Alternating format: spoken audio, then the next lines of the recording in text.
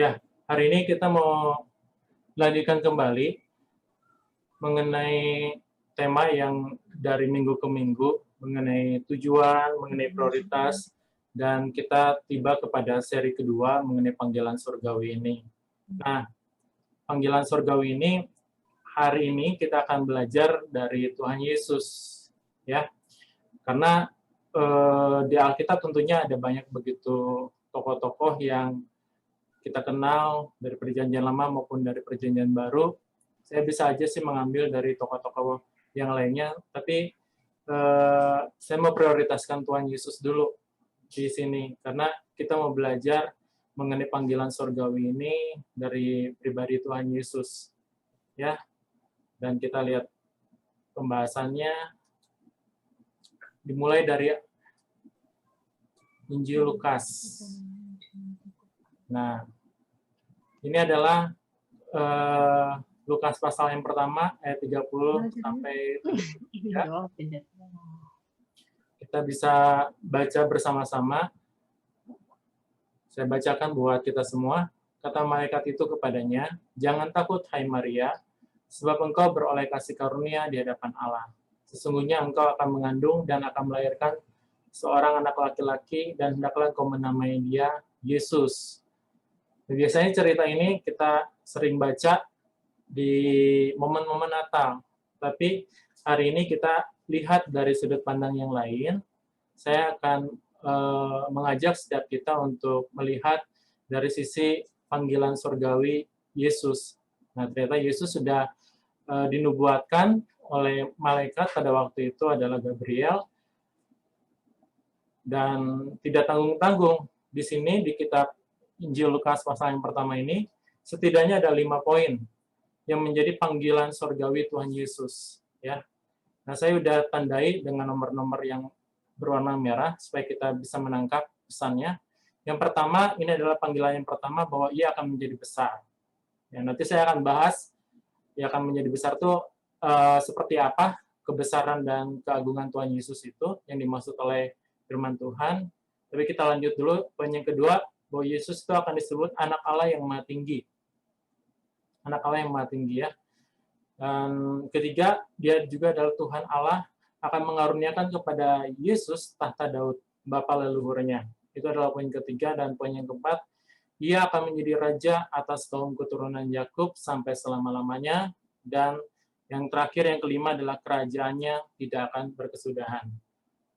Luar biasa sekali. Ini adalah pesan malaikat yang disampaikan oleh Gabriel, pesan Tuhan yang disampaikan oleh malaikat Gabriel kepada Maria di momen Natal itu, dan tidak tanggung-tanggung ada 5 nubuatan yang sudah diberikan kepada Maria mengenai Yesus kelak akan menjadi apa, gitu.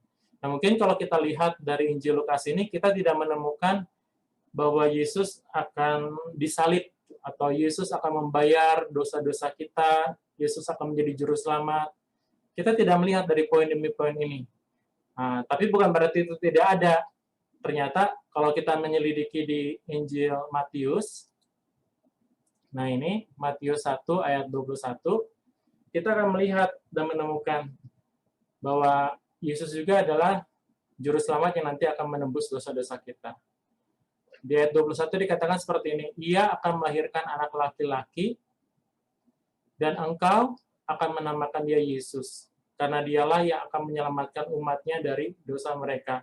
Nah, kalau tadi di Injil Lukas, itu adalah pesan malaikat kepada Maria, ibu Yesus. Tapi di Injil Matius ini, adalah pesan malaikat di dalam mimpi Yusuf. Ya, makanya nanti kalau kita baca di Injil Matius, Yusuf mengalami mimpi, dan di mimpi itu dia mendapatkan pesan dari malaikat juga, dan pesannya adalah ini, mengenai keberadaan Yesus yang kelak akan menjadi juru selamat. Jadi baik yang ada di kitab Injil Lukas yang tadi kita baca maupun yang ada di Matius, itu sebenarnya bisa kita simpulkan menjadi 6, ya. Ada 6 poin. Nah, ini kalau saya gabungkan, ada 6 nubuatan dalam kelahiran Yesus, baik yang ada di Lukas yang tadi kita baca dan yang di Matius. Kita lihat, pertama, saya ingatkan lagi bahwa ia akan menjadi besar, ia akan disebut anak Allah yang Maha Tinggi, Tuhan Allah akan mengaruniakan tahta Daud, bapa leluhurnya, ia akan menjadi raja atas kaum keturunan Yakub sampai selama-lamanya, kerajaannya tidak akan berkesudahan, dan ini yang terakhir yang tadi baru kita baca di Injil Matius, dialah yang akan menyelamatkan umatnya dari dosa mereka. Jadi ini adalah ke-6 poin yang kita dapat, yang kita bisa lihat dari kedua Injil, baik Lukas maupun Matius. Nah, kalau kita perhatikan, dua-duanya dapat gitu, baik Maria maupun Yusuf, mereka adalah pasangan suami istri, mereka dapat pesan. Tapi kalau kita perhatikan, pesannya tuh beda-beda, ya kan? Ke Maria pesannya seperti ini, yang tadi 5 poin pertama, dan kepada Yusuf poinnya adalah yang nomor terakhir, tentang karya keselamatan Tuhan Yesus di atas kayu salib. Nah, ini kalau saya, baik yang sudah menikah gitu ya, alangkah lebih baik kita bisa belajar dari Yusuf dengan Maria. Yusuf dengan Maria ini memberikan pesan kepada kita bahwa pasangan yang di dalam Kristus, pasangan yang diberkati oleh Tuhan, mereka tuh dipimpin oleh Tuhan untuk mendapatkan visi yang sama, gitu. Mereka diberkati di dalam pernikahan untuk memiliki satu panggilan yang sama. Gitu. Kalau Maria dan Yusuf, ketika mereka bersatu sebagai pasangan suami istri, mereka dikaruniakan satu panggilan untuk anaknya, yaitu Yesus, gitu. Jadi ini kita bisa belajar. Jadi pernikahan atau nanti kelak nanti ada yang berpasangan itu bukan hanya sekedar masalah cinta, masalah kita berkeluarga aja, tapi kalau kita lihat dari pesan yang disampaikan oleh Yusuf dan Maria ini, kita dapat belajar bahwa mereka adalah pasangan yang memiliki visi yang searah, visi yang satu dari Tuhan, gitu. Dan ini juga mungkin adalah pesan buat kita semua juga. Nah, saya lanjutkan. Selanjutnya. Nah, sebelum kita lihat mengenai panggilan surgawi Yesus, saya akan mengajak kita untuk lihat di dalam Lukas pasal 1 ayat yang ke-28. Ya. Nah, ketika itu di Lukas 1 ayat 28 dikatakan seperti ini. Malaikat itu masuk dan berkata kepadanya, "Shalom, hai engkau yang dilimpahi anugerah." Atau bahasa Inggrisnya highly favored. Tuhan besertamu, diberkatilah engkau di antara para wanita. Nah, kalau kita lihat di sini ada 3 poin. Ada 3 poin yang diberikan di dalam Injil Lukas ini bagi Maria. Yang pertama adalah bahwa Maria itu highly favored. Artinya dia mendapatkan perkenanan, dia mendapatkan anugerah yang berlimpah-limpah. Terus yang kedua, dia mendapatkan penyertaan Tuhan. Dan yang ketiga, dia juga diberkati di antara para wanita. Karena khusus buat kisah dari kelahiran Yesus ini mungkin kita bertanya-tanya gitu. Sepertinya Maria ini adalah orang yang istimewa. Dia mendapatkan perkenanan Tuhan, Tuhan menyertai Maria, dan dia juga diberkati di antara para wanita. Dan ya pantas sajalah Maria bisa mendapatkan visi dari Tuhan, dia bisa dapatkan tujuan dari Tuhan untuk melahirkan seorang juru selamat. Bagaimana dengan saya? Bagaimana dengan kita? Apakah kita sebagai orang-orang percaya juga mendapatkan seperti apa yang didapatkan oleh Maria ini? Apakah hanya kepada Maria saja? Artinya apakah hanya kepada orang-orang tertentu saja Tuhan menempatkan visinya, Tuhan menempatkan panggilannya, ataukah kita orang-orang percaya bisa mendapatkan seperti apa yang Maria dapatkan juga dari Tuhan? Nah, kabar baiknya kita juga bisa mendapatkan seperti apa yang Maria dapatkan. Karena kalau kita lihat bahwa ketiga berkat yang Maria dapatkan ini, itu juga kita bisa peroleh dari janji-janji Tuhan di dalam Kristus. Amin. Ya. Jadi ini bukan hanya pesan kepada seseorang saja, Bahwa ketika Tuhan menempatkan panggilannya kepada seseorang, itu bukan karena dia spesial, bukan karena dia lebih istimewa daripada yang lainnya, tapi kepada setiap orang percaya juga diberikan anugerah yang sama.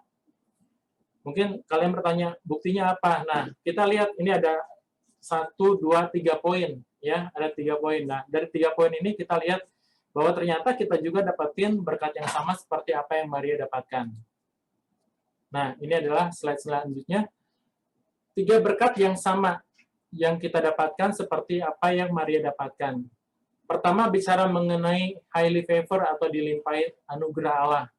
Nah, kita juga dapatkan itu di dalam Efesus pasal yang pertama ayat yang ke-6, dikatakan seperti ini, supaya terpujilah kasih karunia-Nya yang mulia, yang dikaruniakannya kepada kita di dalam Dia yang dikasihinya. Nah, saya baca di dalam terjemahan bahasa Inggris, ditulisnya accepted in the beloved, atau kalau lihat dalam bahasa aslinya, bahasa Yunaninya, itu ditulisnya charito, yang berarti highly favor. Nah, highly favor ini sama seperti apa yang dikatakan oleh malaikat kepada Maria, bahwa dia sangat diperkenan, sangat dikaruniai anugerah yang luar biasa oleh Tuhan. Dan yang kedua, berkat yang sama yang kita dapatkan, seperti yang Maria dapatkan, adalah penyertaan Tuhan. Ada janji Tuhan dikatakan di dalam Matius 28 ayat 20, ketahuilah, aku menyertai kamu senantiasa sampai kepada akhir zaman. Ya, jadi bukan hanya kepada Maria saja berkat penyertaan Tuhan, tapi kepada kita juga sebagai orang-orang percaya, kita juga memperoleh berkat penyertaan Tuhan. Amin, puji Tuhan. Dan yang ketiga, kalau Maria diberkati, apakah saya juga diberkati? Jawabannya adalah iya. Efesus 1 ayat 3. Terpujilah Allah dan Bapa Tuhan kita Yesus Kristus, yang dalam Kristus telah mengaruniakan kepada kita segala berkat rohani di dalam sorga. Kita bisa lihat di sini bahwa ketiga poin yang dikatakan oleh malaikat kepada Maria, ketiga poin itu juga kita dapatkan. Pesannya apa? Pesannya sangat sederhana. Kalau Maria mendapatkan perkenanan Tuhan, kalau Maria mendapatkan yang namanya visi dari Tuhan, Yusuf juga mendapatkan visi dari Tuhan mengenai kelahiran Yesus Juru Selamat, kita juga sebagai anak-anak Tuhan, kita mendapatkan berkat itu. Amin ya. Kita highly favor, kita sangat diperkenan oleh Tuhan. Kita sangat Tuhan memberikan kepada kita janji penyertaannya, dan kita juga adalah orang-orang yang diberkati. Jadi bicara mengenai visi, bicara mengenai tujuan, bicara mengenai panggilan surgawi, itu berlaku bagi setiap orang-orang percaya. Itu berlaku bagi setiap kita. Gitu. Nah, sampai sini saya harap bisa mengerti ya, kenapa orang biasa, perempuan biasa, laki-laki biasa seperti Maria dan Yusuf juga tidak jauh beda sama seperti kita. Mereka dapatkan favor dari Tuhan, kita pun mendapatkan favor dari Tuhan. Dan ketika mereka berpasangan sebagai suami istri, tujuan mereka semakin diteguhkan oleh Tuhan, visi mereka semakin dikuatkan oleh Tuhan, dan panggilan mereka di dalam Tuhan semakin dipertajam oleh Tuhan. Itulah, jadi bukan hanya sekedar menikah gitu, sama seperti saya dengan Julie, bukan hanya karena kami menikah, kami saling mencintai, kami membangun keluarga, enggak. Tujuan Tuhan buat kita jauh lebih dari itu. Bukan hanya untuk melahirkan keturunan-keturunan ilahi, membangun satu keluarga, melahirkan anak-anak.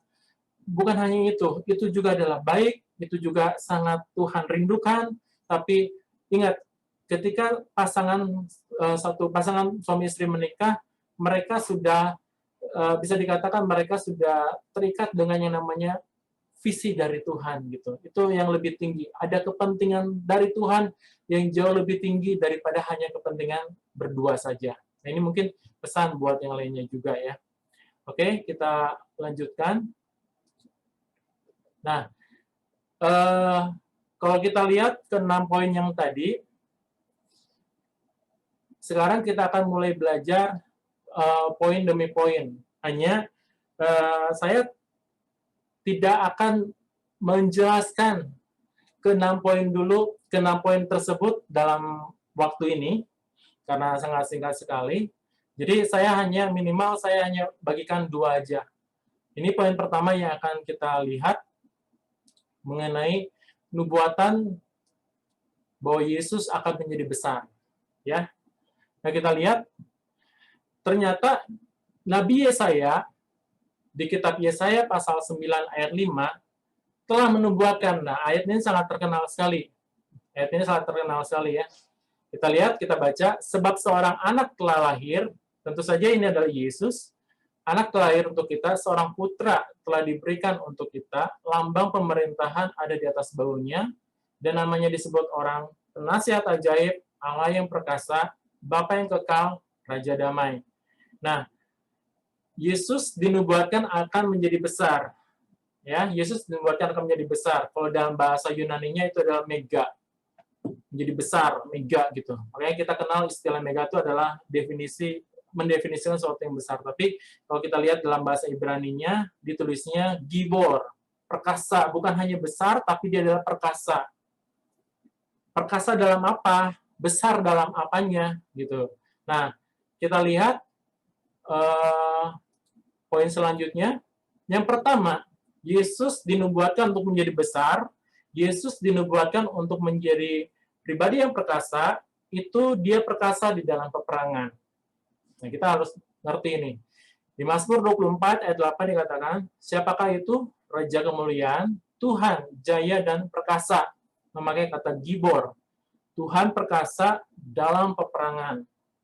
Nah, ini adalah bisa dikatakan poin pertama.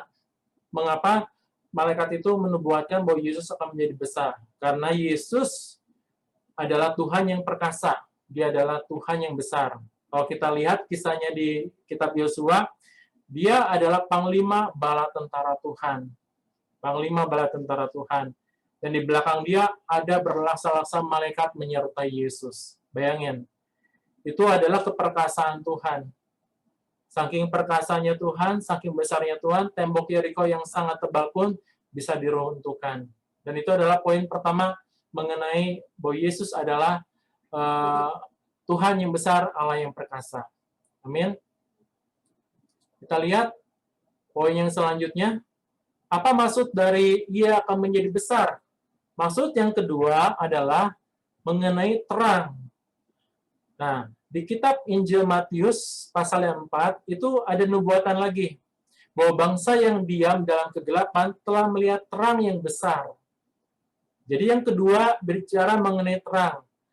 Telah melihat terang yang besar dan bagi mereka yang diam di negeri yang dinaungi maut telah terbit terang. Nah, ini adalah nubuatan.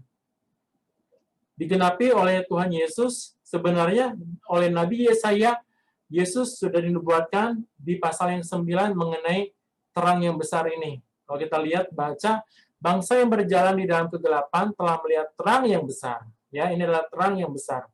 Mereka yang diam di negeri kekelaman, atasnya terang telah bersinar.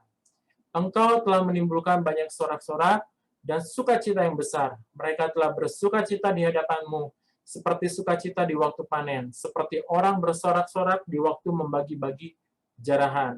Jadi poin kedua yang membuatkan Yesus menjadi Tuhan yang besar, dia menjadi terang yang besar. Dan dia menerangi setiap kegelapan. Bayangin, ini adalah skupnya bangsa-bangsa. Bukan hanya skup yang kecil di keluarga, bukan hanya skup yang kecil di wilayah tertentu, tapi ini adalah bangsa-bangsa. Dia menjadi pengharapan akan semua bangsa-bangsa. Karena hanya di dalam Kristus itu ada terang. Amin ya. Jadi ini yang dinubuatkan oleh Nabi Yesaya mengenai ia akan menjadi besar. Dan poin ketiga, kita lihat apa sih yang dimaksud oleh malaikat Tuhan bahwa Yesus akan menjadi besar. Poin yang ketiga adalah tentu saja bahwa dia adalah imam besar agung. Dia adalah imam besar agung. Di Ibrani 10 ayat 19 sampai 21 dikatakan seperti ini. Jadi saudara-saudara, oleh darah Yesus kita sekarang penuh keberanian dapat masuk ke dalam tempat kudus. Karena ia telah membuka jalan yang baru dan yang hidup bagi kita melalui tabir, yaitu dirinya sendiri, dan kita mempunyai seorang imam besar sebagai kepala rumah Allah. Ibrani 10 ayat 19 sampai 21. Nah, ini adalah tentunya diambil dari gambaran perjanjian lama mengenai imam besar Harun yang mengepalai kemah Musa pada waktu itu. Nah, Yesus ketika dia sudah mencurahkan darahnya, ketika dia sudah mati di atas kayu salib, dia diangkat menjadi imam yang besar atau imam besar agung yang mengepalai rumah Allah. Dan rumah Allah itu adalah gereja. Kita adalah bait Allah, tempat kediaman Allah. Nah, di sini kita tahu ada begitu banyak tugas-tugas sebagai imam besar, tapi saya tulis dua saja yang paling utama. Ada dua tugas utama seorang imam besar, yaitu menjadi seorang perantara dan menjadi pembela kita. Apa artinya Yesus menjadi perantara? Artinya dia adalah pribadi yang berdiri di antara Allah dan manusia.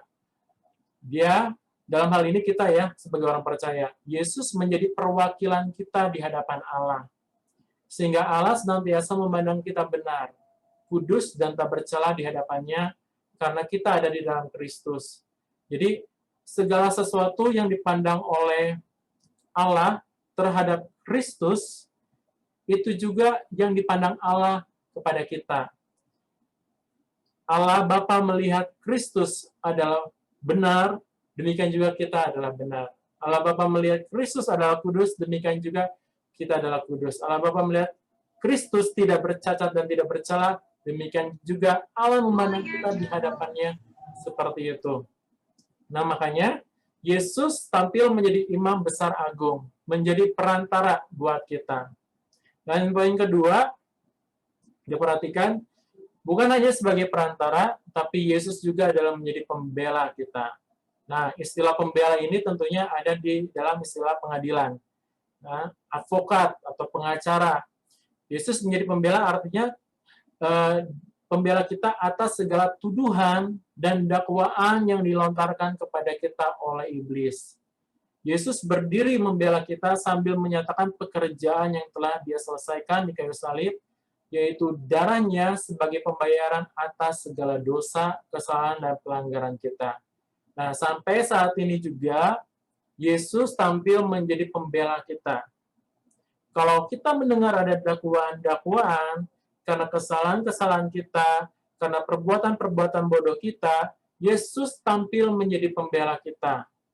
Kita tidak perlu untuk membayar pembela ini. Kalau di dunia kan kita harus bayar pengacara itu, kita harus bayar pembela itu. Enggak perlu. Yesus memberikan dirinya menjadi pembela buat kita. Yesus tampil menjadi imam besar agung buat kita. Dan Yesus berdiri di hadapan Allah, bahkan menyangkal semua tuduhan-tuduhan, menyangkal semua dakwaan-dakwaan dari iblis, tuduhan dari musuh kita, bapa segala pendusta itu, Yesus sangkal, dan dia katakan sudah selesai, karena dia sudah bayar semuanya di atas kayu salib melalui darahnya sendiri. Inilah pekerjaan Yesus, bahwa ia akan menjadi besar. Dia adalah imam besar agung. Amin. Jadi poin pertama tadi, apa artinya bahwa ia akan menjadi besar? Dia adalah Allah yang perkasa. Dia adalah Tuhan yang besar. Dia perkasa di dalam peperangan. Dan yang kedua, apa artinya menjadi besar? Yesus adalah terang yang besar, yang menerangi bangsa-bangsa. Dan yang ketiga adalah, yang baru saja kita pelajari, bahwa dia adalah imam besar agung. Dia adalah perantara kita, dia juga adalah pembela kita. Nah, ini baru poin pertama. Baru poin pertama ya, yang dinubuatkan oleh malaikat. Tenang saja, saya hanya bagikan 2 poin saja. Ya, karena 4 poin yang lainnya mungkin nanti di selanjutnya aja, next aja. Nah, tapi kita lihat, kita masuk ke poin yang selanjutnya. Nah, ini. Poin yang kedua, bahwa ia akan disebut anak Allah yang maha tinggi. Ia akan disebut anak Allah yang maha tinggi. Nah, saya tidak akan banyak menyampaikan ini, karena tentunya kalau kita bicara mengenai anak, berarti ada hubungannya dengan Bapa. Jadi ada hubungan relasional, ada hubungan antara Bapa dan anak. Nah, kalau kita lihat di Injil Yohanes pasal yang kelima, di sana Yesus banyak sekali memberikan pernyataan-pernyataan hubungannya antara anak dan Bapa. Ya, nah kita akan lihat ini satu persatu. Apa artinya bahwa Yesus adalah anak Allah yang Maha Tinggi? Poin yang pertama, arti dari anak Allah yang Maha Tinggi adalah anak tidak dapat mengerjakan sesuatu dari dirinya sendiri. Jikalau tidak, ia melihat Bapa mengerjakannya. Sebab apa yang dikerjakan Bapa itu juga yang dikerjakan anak. Ya, ini seringkali kita baca bahwa Yesus pun ketika dia mengerjakan segala sesuatu, dia perlu melihat kepada Bapanya. Artinya segala sesuatu yang Yesus kerjakan itu berasal dari teladan Bapanya, berasal dari buah hubungan antara Yesus dan Bapa di sorga. Hasil dari hubungan antara Bapa dan anak ini menghasilkan pekerjaan-pekerjaan yang keluar dari sang anak karena dia meneladani sang Bapa. Yang kedua, tentunya ini, Bapa mengasihi anak. Dan ia menunjukkan kepadanya segala sesuatu yang dikerjakannya sendiri. Ini adalah luar biasa ya. Kita pasti ingat poin yang kedua ini, mengenai Bapa mengasihi anak ketika Yesus dibaptis, dan dia keluar dari air, dan terdengarlah suara dari surga yang mengatakan apa? Inilah anakku yang kukasihi, padanya lah aku berkenan. Yesus sangat dikasihi oleh Bapa. Dan saya teringat bahwa kasih Bapa kepada Yesus itu sama seperti kasih Bapa terhadap kita. Jadi ukurannya itu sangat-sangat sama sekali. Kalau Bapa sedemikian rupa mengasihi Yesus, demikian juga Bapa sangat-sangat mengasihi kita. Tidak lebih dan tidak kurang. Sekali lagi, bukan karena hebat kita, bukan karena gagah kita, bukan karena kuat kita, tapi Allah adalah kasih. Dia rindu untuk menyatakan kasihnya kepada kita sebagai anak. Ya, makanya Yesus dikatakan anak Allah yang Maha Tinggi. Yang ketiga adalah Bapa akan menunjukkan kepada anak pekerjaan-pekerjaan yang lebih besar lagi daripada pekerjaan-pekerjaan itu, sehingga kamu menjadi heran. Dan kita tahu bahwa poin yang ketiga ini ada hubungannya dengan poin yang pertama tadi. Bahwa segala sesuatu yang dilihat oleh Yesus itu dikerjakan oleh segala sesuatu yang dilihat oleh Yesus terhadap Bapaknya dikerjakan oleh Yesus sebagai anak. Dan ini juga yang Bapak janjikan bahwa Bapak akan menunjukkan satu pekerjaan-pekerjaan yang lebih besar. Saya percaya bahwa masih banyak pekerjaan-pekerjaan yang akan Yesus kerjakan. Dan saya percaya sekali salah satunya pekerjaan yang lebih besar yang akan dia kerjakan adalah pekerjaan melalui gerejanya, melalui tubuhnya yang masih ada di bumi ini. Jadi kita semua persiapkan diri. Kita semua akan mendapatkan suatu tugas. Kita semua akan mendapatkan satu pekerjaan. Kita semua akan terus berlari-lari, tidak ada yang diam. Kita semua akan melakukan panggilan surgawi ini karena saya percaya sekali bahwa Bapa akan memberikan pekerjaan-pekerjaan lebih besar itu dan Tuhan Yesus akan mengerjakannya di dalam dan melalui kita sebagai gerejanya. Amin ya. Sekalipun dia sanggup mengerjakan itu sendirian karena dia adalah Allah yang perkasa, tapi dia menunjuk kita tubuhnya untuk melakukan pekerjaan-pekerjaan yang luar biasa itu. Jadi gereja Tuhan persiapkan diri kita ya. Dan yang keempat, ini anak menghidupkan barang siapa yang dikehendakinya. Ini bicara mengenai kebangkitan. Ya, ini bicara mengenai kebangkitan. Saya tidak akan ulas dulu ini karena ini adalah poin yang sangat khusus kalau kita bicara mengenai kebangkitan. Tapi kalau kita lihat Yesus di dalam pelayanannya juga ada beberapa mujizat mengenai orang mati yang dibangkitkan.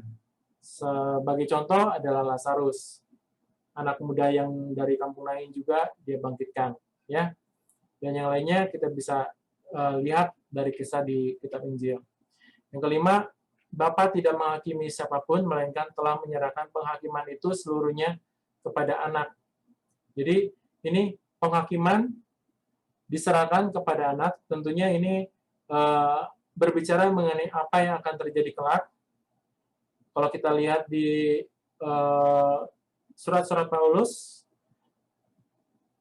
orang-orang percaya akan mengalami penghakiman di tata pengadilan Kristus di Korintus, dan buat orang-orang yang ada di luar Kristus, mereka akan mengalami pengadilan tahta putih yang besar yang kita baca di kitab Wahyu. Tentunya ini adalah pengajaran yang berbeda lagi gitu ya mengenai penghakiman ini, dan semua penghakiman ini Bapak sudah serahkan kepada anak. Sudah serahkan kepada anak. Jadi dia menjadi hakim semesta alam, bisa dikatakan seperti itu. Hakim atas orang yang mati dan hakim atas orang yang hidup. Ini makanya dia katakan bahwa dia adalah anak Allah yang maha tinggi. Bukan hanya sekedar anak, tapi dia juga memiliki predikat atau gelar-gelar yang lainnya. Nah, kita lihat poin selanjutnya. Yang keenam, semua orang menghormati anak sama seperti mereka menghormati Bapa. Saya satuin dengan poin yang ketujuh, barang siapa tidak menghormati anak, ia juga tidak menghormati Bapa. Jadi, ini adalah bisa dikatakan keistimewaan dari Yesus Kristus. Bahwa Yesus juga, dia adalah Tuhan, tapi ketika dia tampil sebagai anak, kita juga perlu menghormati dia. Amin ya. Kita seringkali di dalam penyembahan, di dalam doa, kita penuh hormat kepada Tuhan. Kita menghargai dia. Tapi kita menghargai Yesus, kita menghormati dia, karena memang dia pantas dihormati. Di dalam penyembahan kita menyembah dia, kita sujud menghormati dia sebagai Raja segala Raja. Tapi jangan sampai lupa bahwa sebagai anak pun Yesus pantas dihormati. Ya. Dan barang siapa tidak menghormati anak, ia juga tidak menghormati Bapa. Yang poin ke-8, Bapa mengutus anak. Jadi ini adalah tugas Yesus, bagaimana Yohanes 3:16, bahwa oleh karena begitu besar kasih Allah kepada kita, maka Bapa memberikan kepada kita anaknya yang tunggal. Yesus diutus.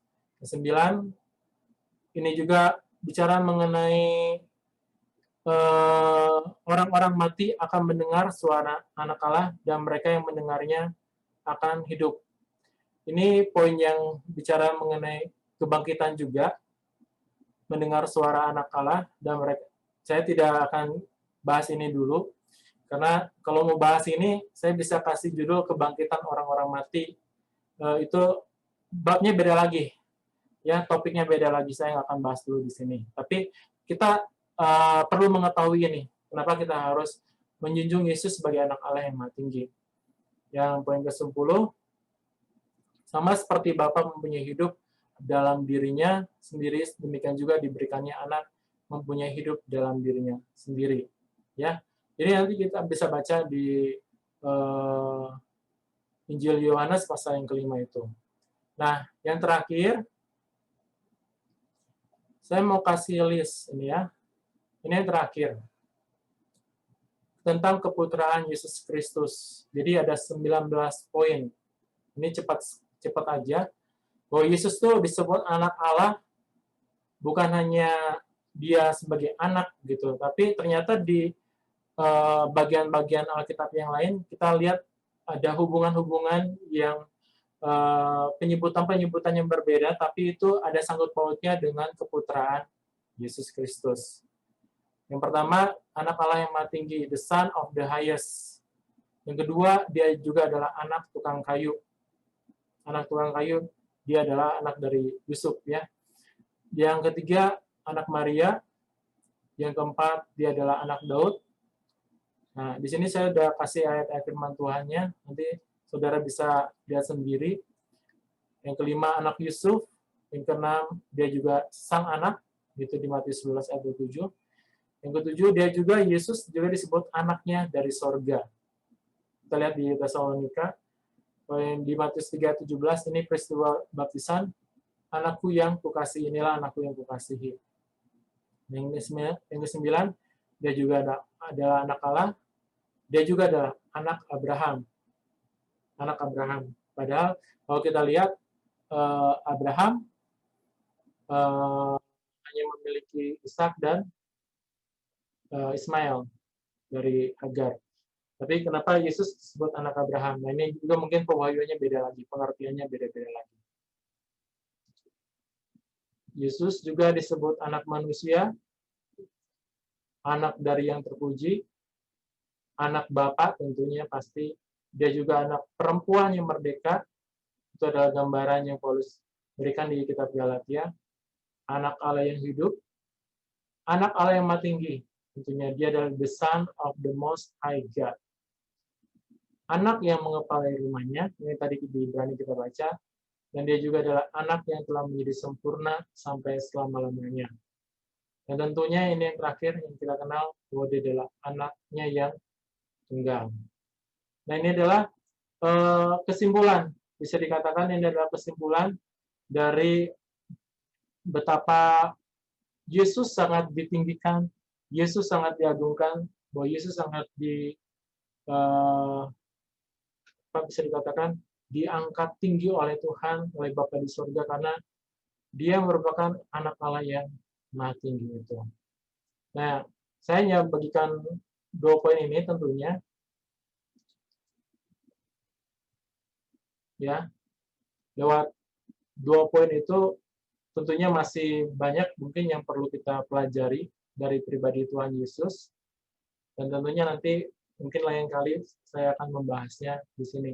Hanya sebagai kesimpulan buat kita semua bahwa bukan hanya Yesus yang mendapatkan panggilan surgawinya, tapi setiap kita juga mendapatkan panggilan itu. Dan dari pribadi Yesus kita bisa belajar, kita bisa mengetahui bahwa apa yang sudah dinubuatkan oleh para nabi itu digenapkan di dalam diri Yesus. Jadi kisah Alkitab ini adalah kisah yang sangat luar biasa. Dan apa yang sudah menjadi penggenapan Yesus itu sudah terjadi. Dan tentunya masih banyak hal yang akan dikerjakan oleh Yesus buat kita semua. Amin. Oke, kita berdoa. Kita tutup firman Tuhan-Nya. Kita berdoa. Tuhan, terima kasih untuk kebenaran firman-Mu ya Bapa. Biar kami juga semakin hari semakin mengenal pribadi-Mu Tuhan, semakin tahu dan semakin mendalami mengenai pribadi Tuhan Yesus di dalam kehidupan kami. Berita yang kami beritakan adalah Engkau, Tuhan Yesus. Kami percaya, Tuhan, Engkau sudah memperlengkapi setiap kami melalui kebenaran firman-Mu, dan Engkau juga rindu menempatkan kepada setiap kami apa yang menjadi panggilan-Mu, Tuhan. Yesus mendapatkan panggilan itu, Daniel mendapatkan panggilan itu, Yosua mendapatkan panggilan itu, dan semua tokoh-tokoh di Alkitab juga mendapatkan panggilan itu. Oleh sebab itu, Tuhan, kami berdoa ya Bapa, dalam masa remaja kami, dalam masa muda kami ya Bapa, biar kami juga pada saatnya, pada waktunya, Tuhan menempatkan kepada kami apa yang menjadi kerinduan-kerinduan Tuhan. Apa yang menjadi maksud dan tujuan Tuhan menciptakan kami dan mengapa kami ada di bumi ini ya Tuhan. Karena Tuhan rindu supaya kami mengerjakan satu pekerjaan baik selama kami ada di bumi ini. Kami terus berlari-lari, kami terus berlomba-lomba di dalam panggilan surgawi kami ya Bapa. Karena kami tahu Tuhan Yesus, hidup kami bukan untuk diri kami lagi ya Tuhan. Hidup kami bukan untuk diri kami sendiri lagi. Kami berbeda dari kebanyakan orang lain. Kami dikatakan bahwa kami adalah orang-orang kudusnya Tuhan. Kami dipanggil dengan panggilan yang kudus. Kami berbeda dengan kebanyakan orang. Oleh sebab itu Tuhan, sekalipun kami masih remaja, sekalipun kami masih muda Tuhan, mari Engkau teguhkan di dalam hati kami ya Bapak, panggilan-Mu Tuhan bagi kami. Supaya benar ya Bapak, apa yang menjadi rencana-Mu, apa yang menjadi rancangan-Mu Tuhan, apa yang ada di dalam pikiran-Mu itu Tuhan, itu boleh termanifestasi di dalam kehidupan kami. Hidupku bukannya aku lagi, tapi Kristus yang hidup di dalam aku. Bapak ampuni kami Tuhan, mungkin seringkali kami masih memikirkan kepentingan-kepentingan kami sendiri. Kami terlalu fokus kepada kepentingan-kepentingan dunia ini Tuhan. Tapi kami mau percayakan semua kehidupan kami kepada Engkau. Bahwa ada panggilan yang jauh lebih tinggi lagi Tuhan. Ada suatu rencana yang jauh lebih tinggi lagi yang Tuhan tempatkan di dalam hidup kami. Terima kasih Tuhan Yesus, terima kasih. Dan biarlah ya Bapa, Tuhan pada waktunya menggenapi itu semua di dalam kehidupan kami. Sehingga pada saatnya nanti Tuhan, di akhir garis finish itu Tuhan, kami dengan bangga dapat bersorak-sorai penuh kemenangan, karena Tuhan sudah menyertai kami di dalam panggilan surgawi kami ini, ya Bapa. Terima kasih Tuhan Yesus, terima kasih. Doaku Tuhan buat setiap adik-adikku Tuhan, biar mereka juga semakin semakin mengerti hubungan mereka bersama-sama dengan Tuhan, panggilan mereka bersama-sama dengan Tuhan, itu sangat-sangat utama sekali di dalam kehidupan mereka, ya Bapa. Terima kasih Tuhan Yesus, terima kasih. Berkati Base Community ini Tuhan, berkati komunitas yang sedang kami kerjakan ini Tuhan, pelayanan yang sedang kami kerjakan, biar pelayanan ini juga boleh menghasilkan buah yang banyak. Saat firman-Mu ditabur Tuhan, itu juga menghasilkan buah yang lebat bagi setiap kami, ya Bapa. Terima kasih, hanya di dalam nama-Mu Tuhan Yesus kami berdoa, dan kami mengucap syukur. Amin. Puji Tuhan.